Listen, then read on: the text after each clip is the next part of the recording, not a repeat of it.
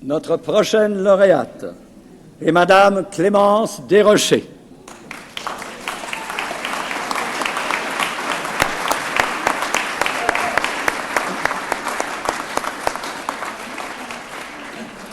Auteure, comme vous le voyez, animatrice, chanteuse, comédienne et monologuiste, Clémence Desrochers est un véritable trésor national et occupe une place toute spéciale dans le cœur des Québécois. En 50 ans de carrière, elle a profondément marqué l'industrie québécoise du spectacle, a tracé la voie à d'innombrables artistes et créateurs. Pionnière dans de nombreux domaines, cette artiste aux multiples talents a partagé les histoires du Québec avec des spectateurs de partout au pays. Votre Excellence, Madame Clémence Desrochers. On m'avait dit, protocole demande 250 mots. J'en ai 252. Edith en avait bien plus que ça.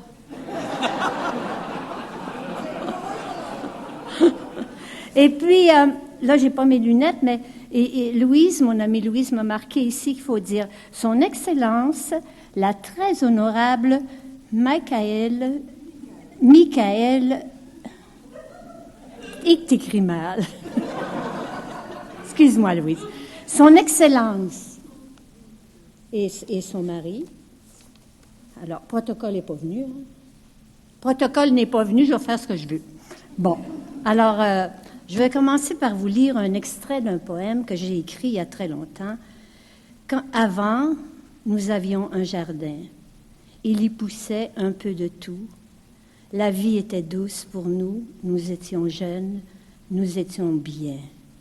C'est de la poésie, mais c'est pas vrai. Nous étions jeunes, oui, c'est vrai. Nous étions pas bien parce que nous avions une humble maison à l'ombre de la Dominion Textile. Mon père, le poète, a écrit à l'ombre de l'Orfeur. Moi, j'aurais pu écrire à l'ombre de la Dominion Textile, qui était une usine. Il poussait deux passeroses et c'était une très, très humble maison.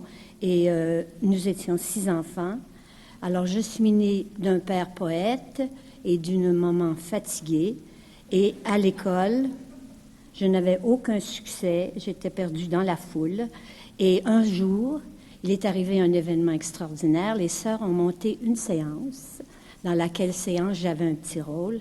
Et j'ai entendu des rires et des voix et des applaudissements venant de la salle. Et j'étais partie dans un autre monde qui m'amenait ailleurs que dans toutes les contraintes que je subissais comme enfant, parce que je faisais de l'eczéma aussi, et que j'ai découvert à ce moment-là précis qu'on pouvait s'en aller dans un autre monde, imaginer, oublier les contraintes imposées par les autres et surtout par les sœurs. Alors, excusez-moi là. Ah oui, alors, voilà. J'ai donc décidé de faire ce métier. Et ce métier, je l'ai fait, ça veut dire des années passées à écrire à la main, à chercher des rimes, parce que je suis une de celles qui a écrit en rime, probablement l'influence de mon père Alfred, à chercher des rimes, à travailler des heures de temps dans la solitude pendant 50 ans. Et excusez-moi, je vois pas. J'ai tellement voulu garder me contenir dans les 250 mots.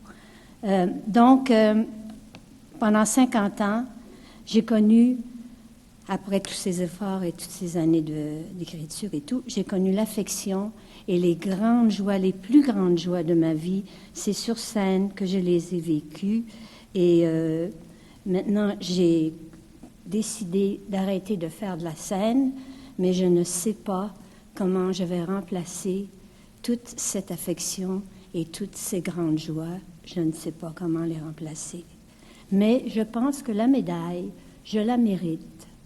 Parce que ne suis-je pas le grand poète qui a écrit « Quand la saucisse brûle, le boudin se défait. Alors, tâchez de vous en rappeler. C'est un alexandrin et j'aimerais, pour en souvenir de moi, que vous répétiez ce beau vers. Quand la saucisse brûle, le boudin se défait. Merci. Vous pouvez aussi vous procurer mes produits dérivés. Je voudrais remercier ma grande amie qui sera pas contente de moi parce que, ah Louise, j'ai pas bien fait. Je peux-tu recommencer? Elle veut pas. Alors, ma grande amie Louise, qui a été responsable j'ai commencé dans des tout petites boîtes et quand j'ai commencé à connaître Louise, elle m'a organisée. Et toute ma vie, elle l'a organisée. Alors, je pars avec la médaille et elle part avec l'argent. Merci Louise, merci tout le monde, merci beaucoup. C'est